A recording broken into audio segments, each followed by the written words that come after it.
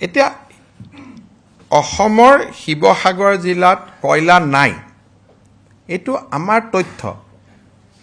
এতিয়া মানুহে কয় নহয় কয়লা আছে। এতিয়া ধাৰে কয়লা আছে যদি মোক দেখুৱাই ব'ল, মই যাওঁ। পৰহিটো মোক, মই নাম নকওঁ, এজনে নিজেই কৈছে যে নাগালেণ্ডত কয়লা মাইনিং চলি আছে। মইতো ইমানেইতো কৈ আছিলোঁ যে কয়লাটো নাগালেণ্ডত থাকে, অসমত নাথাকে। যদি অসমত কয়লা থাকে মোক কিয় গালি গালাজ কৰিব লাগে? ফটোখন লৈ যে এইটো অসমৰ জিঅ'গ্ৰাফিক লোকেশ্যন, শিৱসাগৰ নাজিৰাৰ এই জেগাত কয়লা খনন চলি আছে, এখন ফটো দি দিয়াত কি আপত্তি? এতিয়া কৈছে হিমন্ত বিশ্ব শৰ্মাই কয়লা নাই বুলি কৈছে, তাৰমানে মাৰ্ঘেৰিটাত কয়লা নাই নেকি?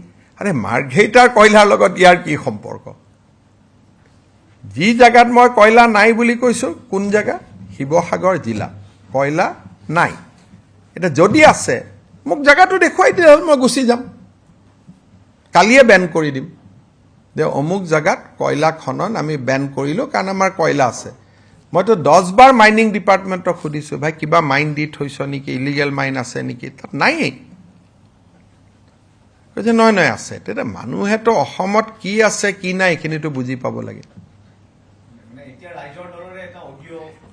মই অডিঅ'ত নাযাওঁ। যদি এই বস্তুবিলাক চলি আছিলে তো প্ৰথমটো ৰাইজৰ দল বা তেওঁলোকে পিকেটিং কৰি বন্ধ কৰি দিব লাগে না। ৰাইজে নিবিচাৰিলে কোনোবাই কিবা কৰিব পাৰিব নেকি?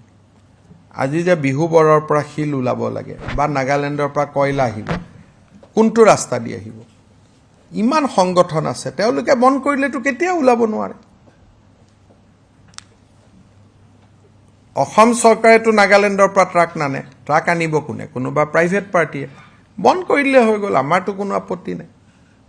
কিন্তু অসম চৰকাৰে বন্ধ কৰিব নোৱাৰে যে সুপ্ৰিম কোৰ্টৰ আইন আছে যে ইণ্টাৰষ্টেট ট্ৰেন্সপৰ্ট গভৰ্ণমেণ্টে বন্ধ কৰিব নোৱাৰে।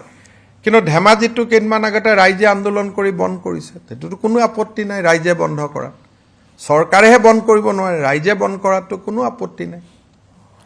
গতিকে কিন্তু অসমত যদি শিৱসাগৰ জিলাত কয়লা আছে আমি বন্ধ কৰি দিব পাৰোঁ, মাত্ৰ মোক দেখুৱাই দিব লাগে যে অমুক জেগাৰ অমুক মৌজাৰ অমুক পঞ্চায়তৰ অমুক গাঁৱত কয়লা আছে। ইমান চিম্পল কাম এটা, তাৰ কাৰণে গালি গালাজ কিয় কৰি থাকিব লাগে? তেতিয়া মানুহে ভাবে এই মুখ্যমন্ত্ৰীটোক এনেই গালি পাৰি আছে, আমাৰ নাজিৰাততো কয়লা নাই, এই বেচেৰাটোক এনেই এইবিলাক কৰি আছে, 10টা ভোট বাঢ়ি যায়। সেই কামবিলাক কৰি থাকে কাৰণেই আমি এনেকৈ ইমান দিন চলি আছোঁ।